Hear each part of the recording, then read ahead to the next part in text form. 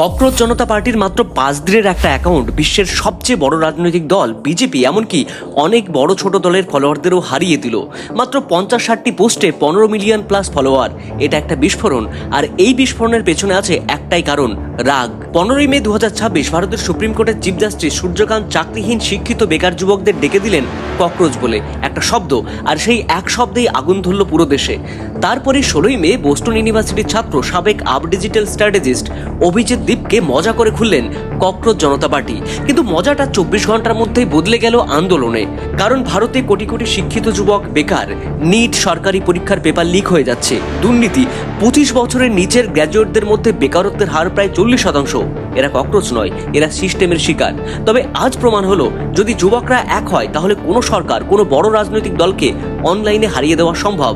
আজ ইনস্টাগ্রামে বিজেপিকে হারিয়েছে, কাল যদি এই শক্তি অফলাইনে নামে তাহলে সমস্ত সরকার যুবকদের জন্য ভাবতে বাধ্য হবে। প্রশ্ন হলো, শুধুই কি অনলাইন মুভমেন্ট থাকবে নাকি অফলাইনেও আন্দোলন হবে? আমি তো ককরোচ, আর আপনি?